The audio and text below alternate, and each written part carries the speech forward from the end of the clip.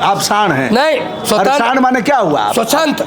तो आप क्या है? स्वच्छंद होता है, निर्भीक होता है, वो कुछ भी बोलता है। निर्भीक है ना? बिल्कुल। स्वच्छंद भी है, बिल्कुल। तो आप साण हैं? बिल्कुल है। बाबा साण, बाबा साण। हम राण भी हैं। राण भी? साणे क्यों मना रहे हो? राण भी है। अच्छा। स्वच्छता। राण माने रणहुआ? राण माने रणहुआ नहीं, राण माने स्वच्छ। उसको सफेद वस्त्र पहना ताकि दाग न लगे, अर्थ का अनर्थ नहीं। राण माने होता है स्वच्छंद। अपने ही घर की कुलवधू को नंगा करके जंघे पर बैठाने का प्रयास करके गौरव के आनंद की अनुभूति ले रहे थे। समाज की नारी पकड़ते पकड़ते व्यक्तिगत नारियों से थोड़ा परहेज हो गया है। नारियों से?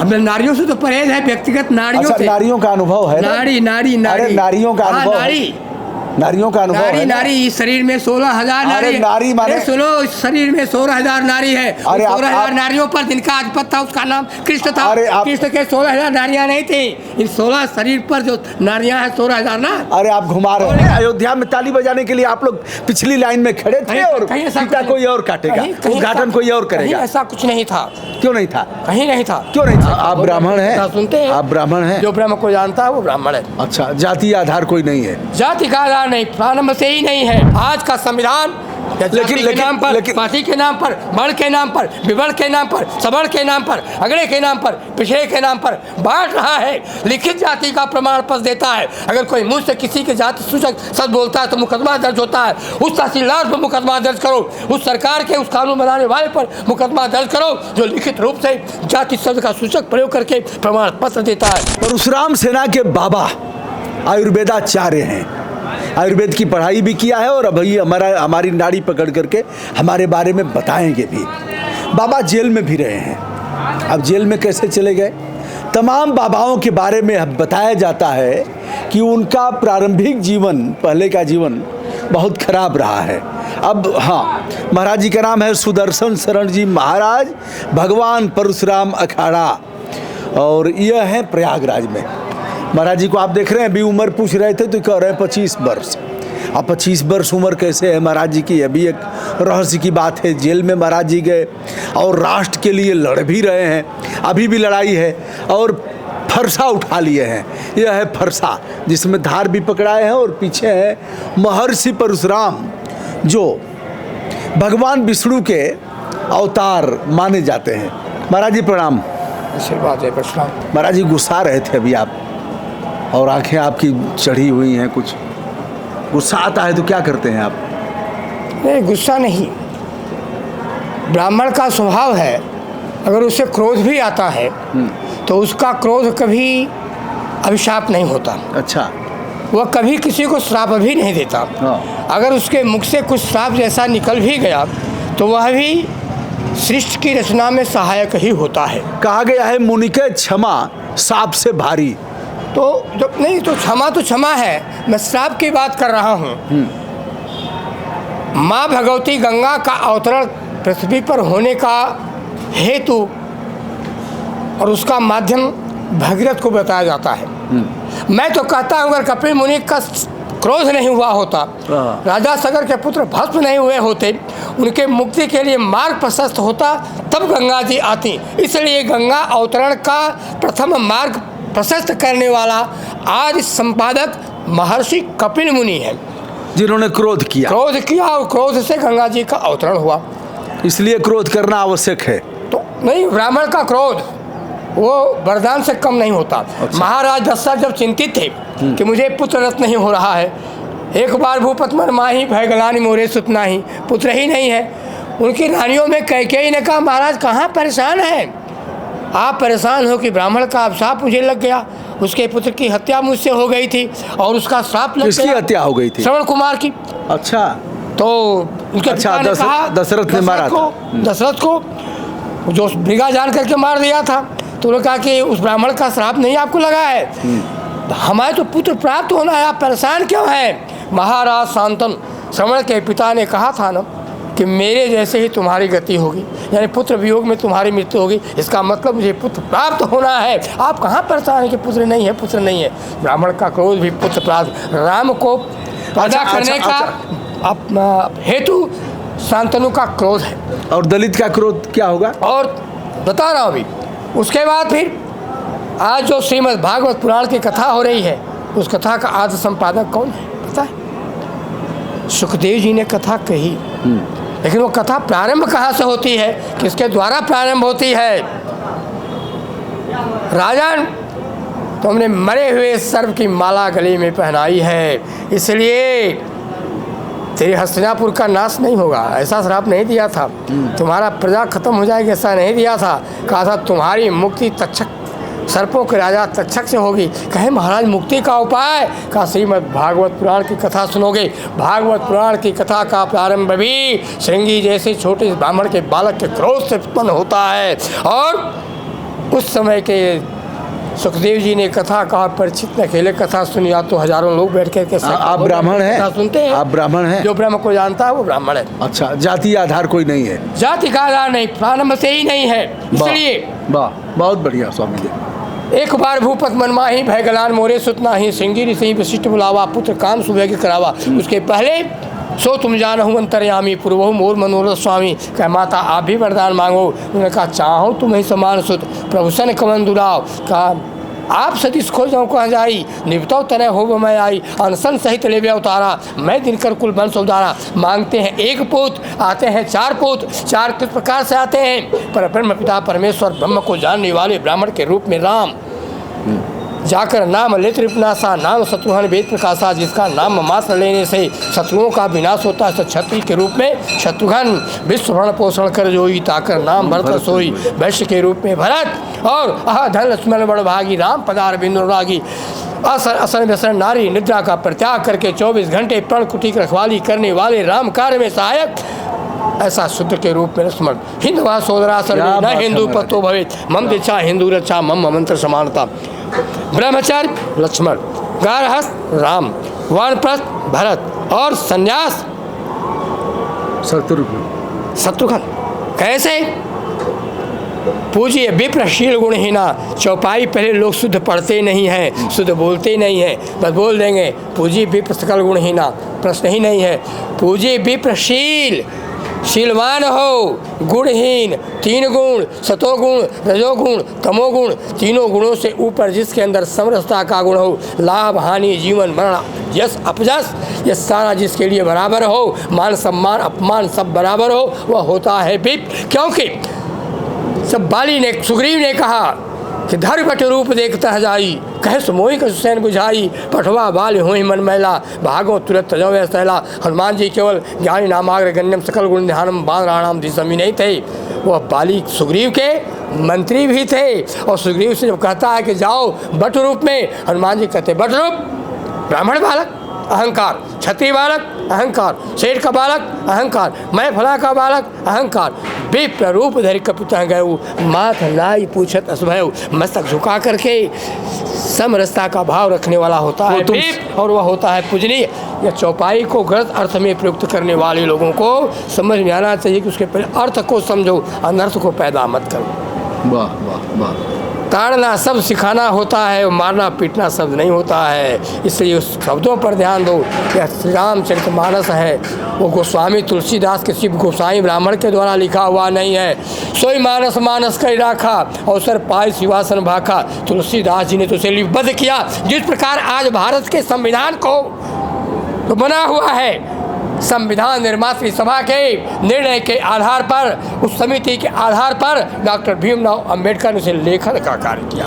उसके लेखक नहीं, लेखन का कार्य किया, और हम उसे लेखक मान लेते हैं। हमारा वह संविधान जो ऋषि संविधान, वह ऋषि संविधान, संविधान का मतलब होता सम माने बराबर का विधान। हमारा ऋषि संविधान कितना बढ़िया था।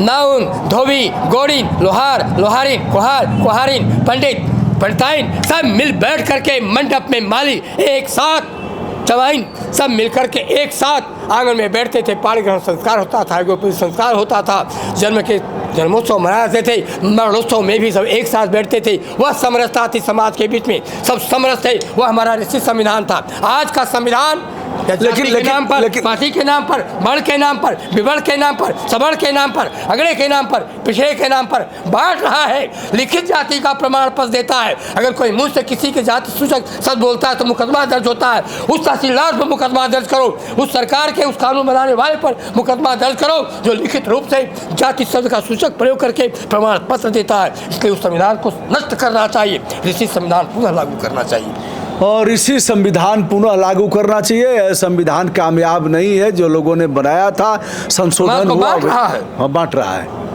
बांटने वाला संविधान हमारा था ही नहीं। अच्छा, अभी तो बाबा लोगों ने कोई नया संविधान बनाया है, कोई एक दिन की बता तो रहे अभी ऋषि संविधान तो 7 दिन हमने भी 7 दिन तो ऋषि संविधान लागू होगा। हाँ। तो पंडित जी और बाबू साहब सवर्ण लोग दलित का नहीं खाएंगे, यही ना सभी? ऐसा कहीं कुछ नहीं, बता तो दिया कि लोहार ने गुहार खाते कहाँ सब लोग, अरे सब एक साथ मंडा में बैठते थे। अरे बैठते थे, मुसहर का बिना हुआ दांत से काट करके सिक्का का पत्तल व भोजन वितरण करने के काम आता था, लोग उस पत्तल में खाते। लेकिन साथ उनको बैठा के खाएंगे कब? समझता, बिल्कुल समझता थी, काका चाचा दादा करके बुलाते थे। आज तो भी सब समाप्त हो गया। अच्छा, आप ऐसे लोगों को बैठा करके उनके साथ भोजन कर? अरे बिल्कुल होता है, यही समझता है। ये तो ढोंग उन लोगों का है जो धर्म के नाम पर, छठ धर्मपिता के नाम पर समाज को तोड़ने का काम करते हैं। हरिजन के घर का अन्न खाएंगे, उसके यहाँ का अन्न नहीं खाएंगे। वाह, उसका अन्न आश्रम आएगा, उसका अन्न पंडित जी घर जाएगा, बाबू साहब लोग घर जाएगा, उसका गुड़ जाएगा, उसके उधाता दुहावा दूध जाएगा, उसे खाओगे पियोगे। टेंट का बर्तन मंगा करके खाओगे और उसके घर का शुद्ध बर्तन में नहीं खा सकते हो। क्या का है संविधान है? कौन सा संविधान है? आज का संविधान बांट रहा है। अम्बेडकर के द्वारा लिखा संविधान जाति के नाम पर बांट रहा है, लिखित प्रमाण पत्र देकर के उसको बंद होना चाहिए। हमारा वो संविधान जो समरसता का भाव रखता था। बड़े क्रांतिकारी हैं प्रभु आप, आपको सदन में होना चाहिए। धर्म सदन से चल करके कोई बड़ी सदन नहीं है, सदन तो वहीं से प्रारंभ होती है। प्राचीन काल में सदन हुआ करती थी, उसके मंत्री ब्राह्मण हुआ करते थे। ब्राह्मण का मतलब होता है विद्वान, ब्राह्मणों वस्मुखम आसीत्, जिसको विद्वान है उसी को ब्राह्मण होने का अधिकार है। मतलब जाति आधार नहीं है, कोई आधार नहीं है। यह तो आज मैं तो बोलता हूँ कि अगर ब्राह्मण क्षत्रिय वैश्य और शूद्र का नाम लेकर के अनुवाद करने वाली बहन मायावती का 3 बार उत्तर प्रदेश में शासन रहा है, 70 वर्षों तक कांग्रेस ने शासन किया है। इनको चाहिए था कि अगर मनुवाद खत्म करना था, बड़ व्यवस्था खत्म करनी थी, तो अपने सरकार के वो 4 कैबिनेट मंत्रियों का स्तर खत्म करना चाहिए था। कैबिनेट मंत्री, राज्य मंत्री, स्वतंत्र प्रभार मंत्री, उप मंत्री, ये तो 4 बांट रहे हो। प्रथम श्रेणी का अधिकारी, द्वितीय श्रेणी का अधिकारी, तृतीय श्रेणी कर्मचारी, चतुर्थ श्रेणी का कर्मचारी, 4th ग्रेड आ रहा है। ये चारों खत्म को, वही ब्राह्मण क्षत्रिय वैश्य शूद्र है। पहले अपना मंत्रालय ठीक करो। अच्छा ये बताइए, आपका शिष्य अगर उस कुर्सी पर बैठ जाएगा तो क्या करेंगे? वो कहेगा हम बैठेंगे। योग्य शिष्य अगर है तो उसे सर्वत्र बैठने का अधिकार है, पहले से भी रहा है, आज भी है, आगे भी रहेगा। पात्र, हम पात्र को दान देते थे, उन पात्रों में भी जो महापात्र महान पात्र होते थे उनको हम महापात्र करते थे। लेकिन आज इन छल धर्मनिरपेक्षता के कारण वो महापात्र लोभ और नंगाई के कारण घृणा के। अच्छा बाबा, जेल कैसे चले गए? जेल जाने की भी कथा जेल है। का समय वो था, राज सत्ता जब मध्य में शुरू होती है तो इटली के सिसिली नमक स्थान से माफिया शब्द का प्रयोग होता है। माफिया का मतलब होता है राज सत्ता का दुरुपयोग, और राज सत्ता का दुरुपयोग करने वाली भारत के प्रथम माफिया इंदिरा गांधी थी, जिन्होंने अपने राज सत्ता के लिए लोगों पर इमरजेंसी थोपी। उन्होंने हिंदुत्व को समाप्त करने के लिए, हिंदू संख्या घटाने के लिए जबरदस्ती हिंदुओं की नसबंदी करवाई। 10-10, 15-15 वर्ष के बच्चों तक की नसबंदियाँ कराई गई, जबरदस्ती कराई गई। लोकतंत्र में प्रश्न खड़ा है, कौन बड़ा है? लोग बनाए तंत्र, तंत्र यह देश चलाए। देश चलाने वाला सोच रहा हम रहे देश में बाढ़ में जाए, वह इमरजेंसी। तब वो काला संविधान नहीं था, वो संविधान का उल्लंघन नहीं था। पंडित दीनदयाल उपाध्याय की हत्या संविधान का उल्लंघन नहीं थी। महात्मा गांधी ने कहा कांग्रेस का कार्य पूरा हो गया, समाप्त कर देना चाहिए, इन्होंने उनको ही समाप्त कर दिया। पंडित ललित नारायण मिश्र की हत्या होती है, रेलवे में होती है, वो संविधान के विरोध नहीं था क्या? लाल बहादुर शास्त्री जय जवान जय किसान का नारा देने वाले, उनकी देखते देखते इसलिए यह लीला समाप्त कर दी जाती है, वह हत्या नहीं होती, वह संविधान का उल्लंघन नहीं था। लोगों को जेल में डाल देना, गुर्दे खराब कर देना, चौधरी चरण सिंह, मोरारजी देसाई, अटल जी जैसे वो घुटना खराब हो गया, मुलायम सिंह का घुटना खराब हो गया, डॉक्टर राम मनोहर लोहिया, जयप्रकाश नारायण, मेरे जैसे अनगिनत कार्यकर्ता जेलों में बंद थे। संघ के प्रचारक जेलों में बंद थे, संघ का स्वयंसेवक जेल में बंद था, भारत माता की जय बोलने वाला बंद था। आज भी जड़ियाँ है कहता वीरों की अमर कहानी, जहाँ जड़ी थी बन चिंगारी कितनी नई जवानी। डायर के निर्मम हाथों से बही रुधिर की धारा, उससे भी ज़्यादा भयानक 1975 की इमरजेंसी थी, जहाँ कोठरियों में बंद करके पैरों में लाठियों से मार। वो इमरजेंसी में आप बंद थे। वो इमरजेंसी वो बोलती ही नहीं है, वो इमरजेंसी बताती है मेरे जैसा कोई भी व्यक्ति कितने भी जन्मों में पैदा होगा, ऐसे लोगों का सत्यानाश करने के लिए वो खड़ा होगा, चाहे भले उसे सैकड़ों वर्ष लें, चाहे उसे हजारों जन्म लेने होंगे। रामलला का मंदिर बनता है, रामलला का मंदिर बनता है, उसका उद्घाटन होता है, तथाकथित धर्माचार्य तथाकथित राजनेता कहते हैं हम नहीं जाएंगे। अरे रामलला के मंदिर में नहीं जाओगे तो ईसा मसीह का चर्च खोलने जाओगे, वहाँ नहीं जाओगे तो क्या दरगाह शरीफ। अच्छा ये बताइए एक झलक पाने के लिए लालायित रहेंगे बाबा लोग, मंदिर का उद्घाटन बाबा करेंगे कि पॉलिटिकल पार्टी का व्यक्ति? हमने दर्शन करने के लिए बुलाया था, ये पॉलिटिकल नहीं है। नहीं, उद्घाटन किसने किया? किसने उद्घाटन किया? उद्घाटन किसने किया? शंकराचार्य जी लोग ताली बजाएंगे। गुरु शंकराचार्य वासुदेवानंद जी जहाँ वहाँ उपस्थित हैं, राम गोविंद दास जी महाराज उपस्थित हैं। अरे उपस्थित का क्या मतलब हुआ? क्या उद्घाटन कौन करेगा? बिल्कुल किया, उन्होंने किया। कि कहाँ किया उद्घाटन? उन्होंने किया। इस देश का प्रधानमंत्री और इस देश का गृह मंत्री, इस देश का राष्ट्रपति सोमनाथ का मंदिर का उद्घाटन करता तो राजनीति नहीं होता। सोमनाथ का खंडहर अगर वह पुनः स्थापित होता है ना, ठीक, अगर गलती हुई तो यहाँ पे दोहराया जाएगा। ने भी विरोध किया था, उस समय भी डॉक्टर राजेंद्र प्रसाद को मना किया था। उन्होंने कहा नहीं, मेरे लिए धर्म सर्वोपरि है। यहाँ का वो शेख अब्दुल्ला, अरे अयोध्या पर आइए, सुनिए उसकी बात कर रहा हूँ, भारत सरकार का मंत्री। अब बांग्लादेश इसके बाद जाएंगे, आप पाकिस्तान जाएंगे? बिल्कुल जाएंगे। भारत पर आइए ना, नहीं वहाँ भी जाएंगे। भारत में अयोध्या में ताली बजाने के लिए आप लोग पिछली लाइन में खड़े थे और पिता कोई और काटेगा, उद्घाटन कोई और करेगा। ऐसा कुछ नहीं था। क्यों नहीं था? कहीं नहीं था। क्यों नहीं था? राष्ट्रपति नहीं बुलाए गए? आडवाणी सुनिए ना, अरे महाराज सुनिए, लाल कृष्ण आडवाणी, मुरली मनोहर जोशी दो थे ना।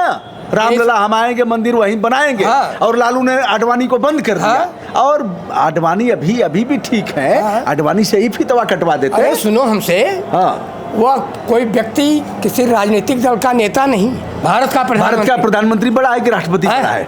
राष्ट्रपति को पूछा नहीं और प्रधानमंत्री? ऐसा कुछ नहीं है। अच्छा, प्रधानमंत्री परिवार वाले हैं ना? ऐसा कुछ नहीं है। परिवार वाले हैं ना? बिल्कुल नहीं है। क्यों नहीं है?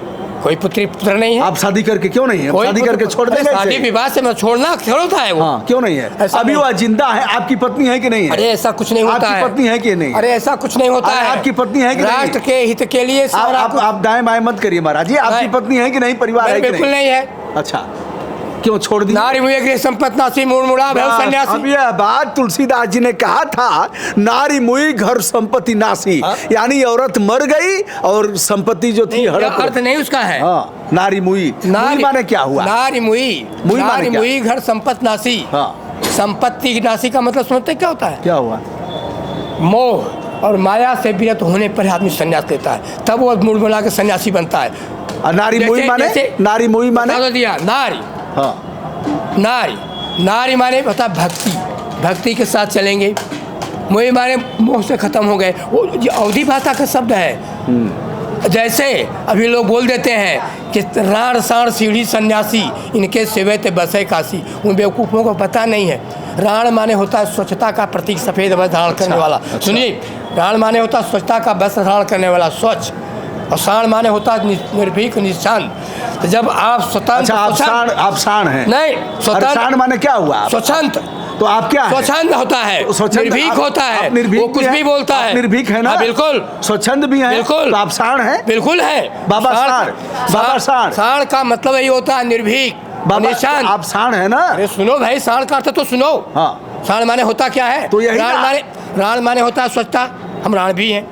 राण भी? साढ़े क्यों मना रहे हो? राण भी है। अच्छा, स्वच्छता। राण माने रणुआ? राण माने रणुआ नहीं, राण माने स्वच्छ।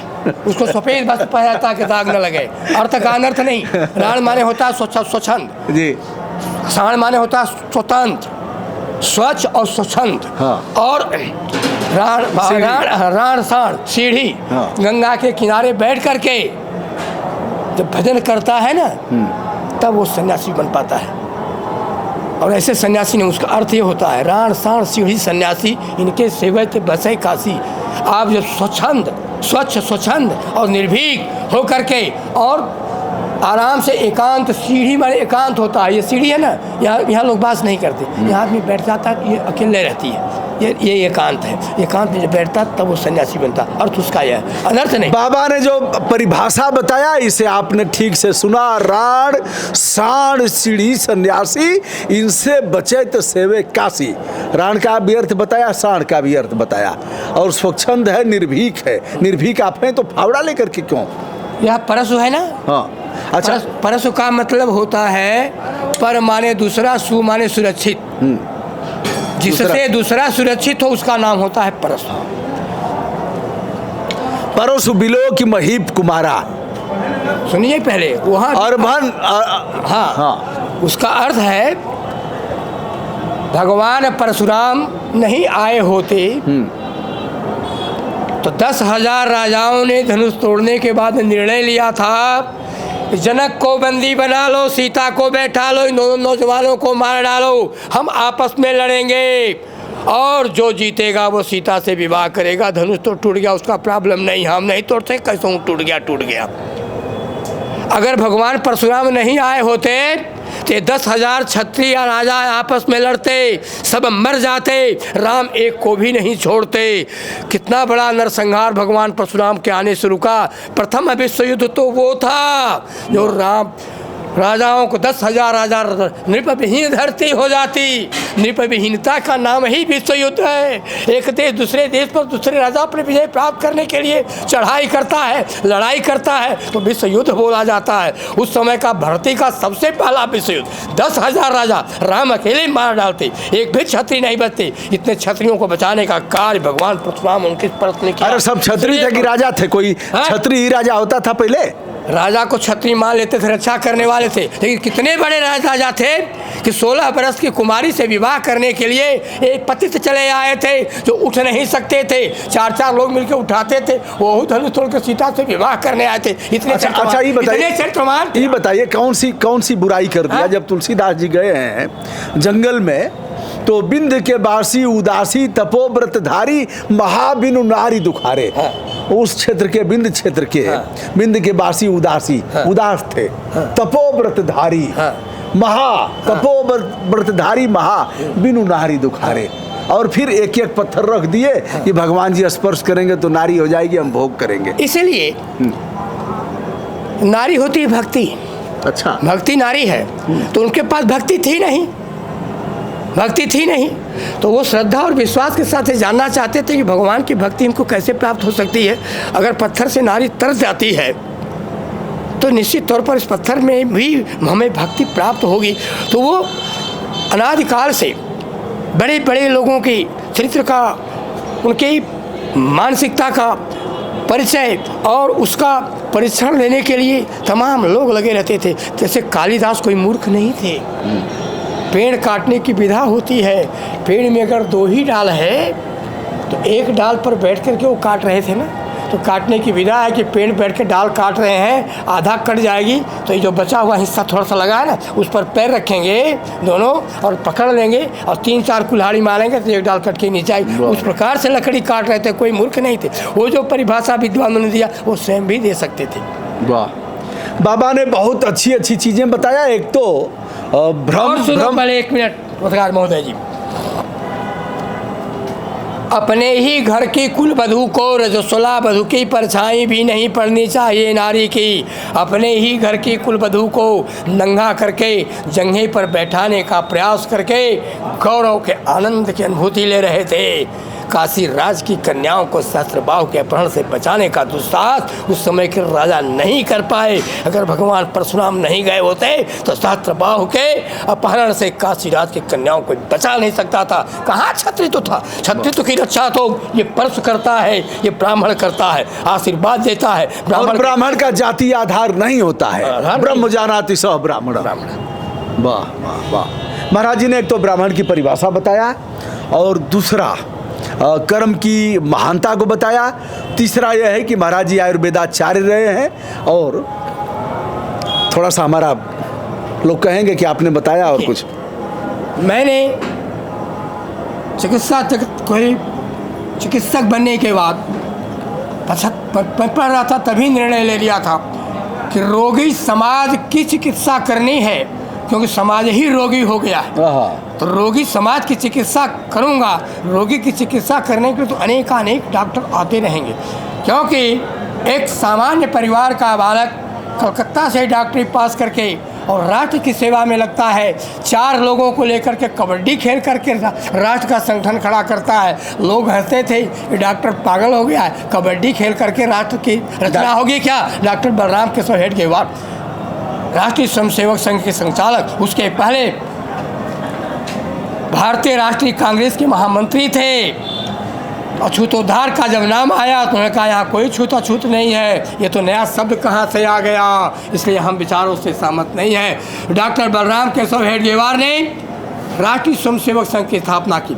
एक स्थान नागपुर में 4 लोग कबड्डी खेलने वाले आज विश्व के 6.5 लाख स्थानों पर कबड्डी खेल रहे हैं, और 70% आबादी हमें उखाड़ने में लगी है, हिला भी नहीं पा रही है। यह होता है संघ का स्वयंसेवक। वाह वाह, नमस्ते। संघ का स्वयंसेवक है, उस संघ का स्वयंसेवक, उसका मुझे बहुत गर्व रहता है, बहुत गर्व रहता है। परम वैभवम ने तुम्हें स्वराष्ट्रम समर्था बहुत भारत स्वयं स्वीकृतम, हमने स्वयं स्वीकार किया। वाह, किसी के कहने से नहीं स्वीकार किया। ये भारत माता है, फ्रांस माता नहीं, जर्मनी माता नहीं, रूस माता नहीं, अमेरिका माता नहीं, भारत से बटा हुआ बंगला माता नहीं और पाकिस्तान माता नहीं, लेकिन भारत माता है, क्योंकि हम भूमि हमारी माता है, हम इस पृथ्वी के पुत्र हैं। यह हमारे लिए भोग्या नहीं है, यह हमारे लिए माता है। नारी हमारे लिए पत्नी है, बेटी है, बहू है, बहन है, हमारे लिए बच्चा पैदा करने की और हर कार्यकर्ता साढ़ है। बिल्कुल है, स्वतंत्र है, साढ़ है। महाराज जी कुछ देखिए हमारा। अब समाज की नारी को देखते देखते ना, समाज की नारी पकड़ते पकड़ते व्यक्तिगत नारियों से थोड़ा परहेज हो गया है। नारियों से हमें नारियों से तो परहेज है, व्यक्तिगत नारियों से। नारियों का अनुभव है। नारी नारियों का अनुभव, नारियों का अनुभव। नारी इस शरीर में 16,000 नारी है। नारी माने सुनो, इस शरीर में 16,000 नारी है। 16,000 नारियों पर जिनका अधिपत था उसका नाम कृष्ण था। कृष्ण के 16,000 नारियां नहीं थी। इन 16 शरीर पर जो नारियां हैं 16,000 ना। अरे आप घुमा रहे हैं। नहीं, घुमा नहीं रहा हूँ। नारी मुई इस घर संपत्ति ना, नारी मुई नहीं, नारी जिसके मस्तिष्क में घुस जाए, नहीं भक्ति जिसके मस्तिष्क में घुस जाए वो सन्यासी होता है। चलिए आप चलने नहीं देंगे, चलने नहीं देंगे। आप घुमा करके अपनी बात। मैं घुमा करके बात नहीं बताइए। मैं घुमा कर हमारी नारी क्या कह रही है? आपकी नारी बिल्कुल ठीक कर रही है। आपकी नारी देशभक्ति से भरी हुई है। आपकी नारी जो है बता रही है कि प्रतिदिन कुछ न कुछ देश समाज के लिए अन्यत्र स्थानों से, जगह जगह से कुछ संग्रह करना और संग्रह करके समाज में बांटते रहना। स्वच्छ पत्रकारिता का, पीत पत्रकारिता, श्वेत पत्रकारिता। अरे नारी में थोड़ा ही आता है, नारी में ही है। ये नारी का ही प्रभाव है। ये नारियाँ जो चलती हैं बात पित्त कप की ना, जब ये चलती हैं तो बात पित्त कप यह शरीर को स्वस्थ रखता है, और जब शरीर स्वस्थ नहीं रहेगा तो आप घूमोगे कहाँ से। इसलिए आपकी नारी बता रही है कि आप स्वस्थ हैं और समाज में घूम करके समाज को स्वस्थ बनाने का कार्य कर रहे हैं। यही सबसे। महाराज जी कहाँ हम हैं, इसको इस स्थान को बता दीजिए। इसका नाम है, भगवान परशुराम जी ने जब माता का मस्तक काटने के बाद पिता के आज्ञा अनुसार जब उनसे वरदान फिर लिया, उन्होंने बोलो क्या चाहते हो, जो मांगो देंगे। उन्होंने कहा माता को जीवित कर दीजिए। कहा ठीक है, अब तो बस हार चुके थे। तो माता जब जीवित, उन्होंने कहा कि पिताजी मैंने ये नहीं पूछा कि मेरी माता का मस्तक क्यों काटना है, और ये बहुत बड़ा मेरा पाप हुआ है मुझसे, इसका प्रायश्चित कैसे होगा। उन्होंने कहा प्रायश्चित करने का एक ही स्थान है, आप जाओ। उस स्थान का नाम क्या है? उस स्थान का नाम है प्रयागराज में प्रतिष्ठानपुरी। अच्छा। जहाँ समुद्र 3 दिन की अवज्ञा किया था, विनय न मानहि जल गए 3 दिन बीत, तो जा करके तपस्या करके अपने प्रायश्चित को पूरा किया। उसका नाम है समुद्रकोप। यहीं पर राजा इला ने भी अपने शरीर के भाग को नष्ट करने के लिए प्रायश्चित किया था। यहीं राजा पुरुरवा ने इस प्रतिष्ठानपुरी को बसाया था, और भगवान परशुराम ने तपस्या करके गंगा के किनारे, यहाँ हंसकूप है बगल में, हंसावतार हुआ था वो, वहाँ बारह जी का मंदिर है सामने, जो आज मस्जिद के रूप में विराजमान हो गया है। वो बारह मंदिर है। यहाँ संकष्टहर माधव हैं, यहाँ संध्या भट्ट है, यहाँ 3 माला गायत्री का करने के बाद निश्चित तौर पर आपको अविलंब ही कुछ न कुछ नया मिलेगा, लेकिन वह स्थान से भी आज समाज वंचित है। ऐसे सारे स्थान इसी बीच में आकर के उन्होंने, यहाँ जो है उधर में ब्रह्मलोक है, ये विष्णुलोक है, उधर में शिवलोक है, उधर में छतनाग में सौ जलता है, ये विष्णु लोक में बैठे हैं, इसलिए विष्णु के खष्टम अवतार विराजमान है। ये उनकी तपस्थली रही है, प्रायश्चित स्थली रही है, जो काफ़ी स्वप्न में देखने के बाद, खोज करने के बाद मुझे दिखाई दिया। आया देखा तो पूरा का पूरा स्थान खाली पड़ा था, जबकि यहाँ के सारे स्थान भर गए थे, 1 इंच भी जगह कहीं नहीं खाली थी। लेकिन जितने परिसर में भगवान परशुराम जी का आश्रम विराजमान है, इतनी ही भूमि खाली थी, वहाँ पर ये विराजमान है। मैं उनकी सेवा करता हूँ, इसलिए करता हूँ कि धरा राम सुत पावन नामा, नाम जपत जगल विश्रामा, भार से पुण्य चटासिर सुंदर कांधी, मुझ जनेऊ मनहर, मंजू मेखला कटमिर छाला, दुर्माला बर बच्च विशाला, पीत प्रसन्न पंदर संसो है, कंध तूड़ी धनुष मनमोह है, वेद पुराण सुत स्मृत गाता, क्रोध मंत यह जग विख्याता, दाएं हाथ से परस उठावा, वेद संहिता वाम सुहावा, विद्यावान गुण ज्ञान अपारा, सास शस्त्र तो ऊपर अधिकारा, बराबर का अधिकार। ये धरती पर 3 ब्राह्मण हुए, महाविद्वान चाणक्य, आज उसकी उपमा लोग देते हैं, क्या आप चाणक्य हो किसी क्षेत्र के? सबसे बड़ा विद्वान चाणक्य, विद्वान और बलवान भगवान परशुराम, विद्वान बलवान और धनवान ब्राह्मण राज रावण, जिसने सेतु बांध रामेश्वर स्थापना के समय सीता से कहा था, सीते मेरे पितामह पौलस्त्य के मित्र, उनके एक तरह से भ्राता वशिष्ठ का यजमान, लंका विजय प्राप्त करने के लिए मुझे पुरोहित मनोनीत किया है, आचार्य मनोनीत किया है। आचार्य का दायित्व तो बनता है कि उसके कम सामग्री को पूरा करें, इसलिए तुम उसकी अर्धांगिनी हो, प्रत्यक्ष रूप से भले अग्नि में समाहित हो गई हो, साथ में चलना है, यज्ञ कराना है, यज्ञ कराने के बाद जो सामग्री बचती है यज्ञ वो पुरोहित की होती है। जाते हैं यज्ञ कराते हैं। राम ने कहा, रावण ने कि दक्षिणा इस धरती का दान देने की प्रथा सबकी थी, शिवी दधीच हरिचंद सब दानी थे, कर्ण बाणवीर था, रावण महादानी था। राम संकल्प लेते हैं, रावण आय सकल कुल समदार था, हम सेतु बांध रामेश्वर स्थापना कर, इससे रावण के संपूर्ण कुल का विनाश करने के लिए मैं सेतु बांध रामेश्वर की स्थापना कर रहा हूँ। और उसका राज जिसके कुल के विनाश करने के लिए वो बैठा हुआ कर्मकांड करा रहा है, ब्राह्मण राज रावण, और उस संकल्प को अपने हाथ में लेता है। आज का पुरोहित तो संकल्प जमीन पर गिरवा देता है। वो ब्रह्मदानी रावण था कि अपने संपूर्ण कुल के मुक्त के लिए भजन न हुई है तामस देहा, तामसी देह से भजन नहीं होगा। अगर यह भगवान होगा तो पूरे परिवार की जो भगवंत लीन अवतारा, तो मैं जाय बैर हट करियो, प्रभु सर ते भव सागर तरियो, भजन नहीं तरेंगे। 2 ही लोग तो तरे पूरे परिवार के साथ, पद पखारे जलपान कर आप सहित परिवार, पितर पार कर सर्व तो मुदित गए लोग पार। सबसे बड़ा भक्त निखाद राज और धरती का सबसे बड़ा शत्रु राम का रावण, जिसको इनको स्वयं मारना पड़ा। तो ब्राह्मण को चाहिए कि आज भाषण करता है, मेरा अपमान हो रहा है, अपमान हो रहा है, अपमान हो रहा है, अपमान तेरा क्यों नहीं होगा? तू चाणक्य बन नहीं सकता, विद्वान बनने की क्षमता नहीं रखते हो, तुम साथ और सत्य धारण कर नहीं सकते, तो रावण बनो, तो रावण भी तुम नहीं बन सकते, तो तुम चौथा बन जाओ, सुदामा।